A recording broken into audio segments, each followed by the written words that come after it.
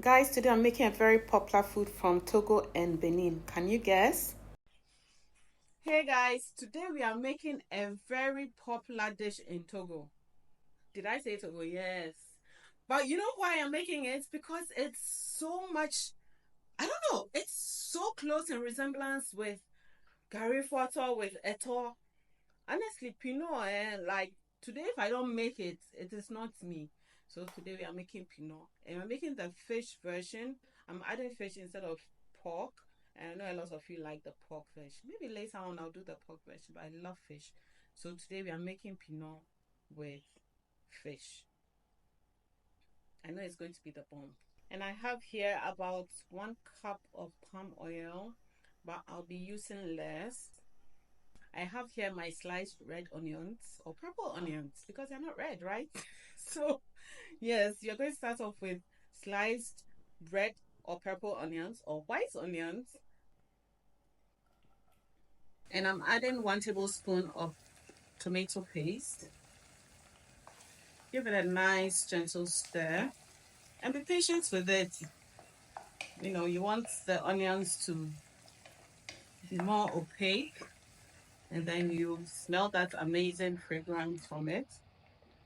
And I'm gonna add, I have here ginger garlic mixture. I'm gonna add 2 tablespoons of that because, yeah, extra flavor. Oh, it smells so good. Also, depending on your spice level, add some peppers in there. And I think my onion just looks great. It looks amazing. It's time for some tomatoes. I have my pureed tomatoes here, blended, or you can cut them up into the onions if you want. So remember I said this is the fish pinot. So I'm gonna add my fish cutlets in there so it cooks in there with the tomatoes, okay? So you can use any fish you want. You can use tilapia, you can use grouper, and yeah, whatever. But it has to be fleshy. Fleshy fish. Less bones, the better. So I have this beautiful fish cutlets that I'm just going to drop in there. Oh, that looks so good. Some salt, definitely. A little seasoning. Give it a nice gentle stir so your fish doesn't break up. And reduce the heat a bit to allow the fish to gently simmer in there with the tomato stew. Whew, that looks so good. But you want to cover and cook this to retain all the moisture in there for the next 10 minutes. It will be ready. Whenever red onions are not in season, I use spring onions to make my green chili pepper. It's a great hack and it has amazing flavor, trust me. Let's see where we got it to. How are you doing? Wow. I mean, look. Wait. Oh my gosh. Look at that fish. Look at that fish. Looking good already. So what we're going to do now is we're going to take out the fish, right? Because Pinot basically is Gari in the stew. This looks ready. The fish looks ready already. Fish is ready. Take out our fish with some of the stew. So what you want to do is you want to take out the fish and add a little extra stew as a side. Ooh. And don't forget, fish is rich in omega-3 oils. And if you're a woman above 35, trust me, you want to be eating more fish.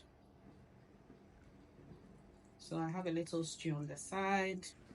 So into the stew, I'm adding about ½ cup of water to make the stew more liquidy for the gari. So just for a ½ cup, it's okay. Benkuta is ready. Stirring it first because this is going to clump up really quickly if you don't stir before pouring it in. So I'm stirring it quickly whilst I pour the gari in. Then I increase the speed of my stirring. I'm going to increase the fire a bit.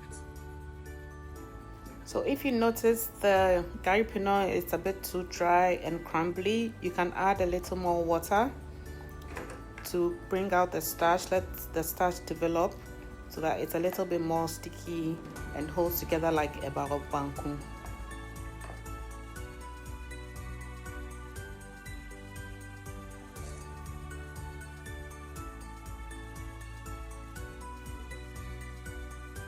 This is what we'll be doing. Tasting our food. By the time it's ready to eat, no appetite.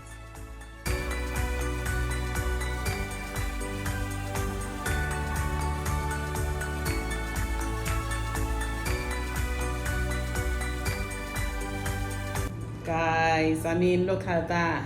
Isn't this absolutely colorful? It looks yummy already. Like, I feel already full, right? But let's taste this, shall we?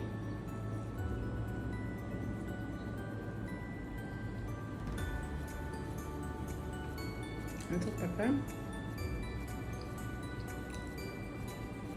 Mon Dieu, c'est très magnifique. C'est très très joli. My God. Un moment. This is see, the French is even coming out by force.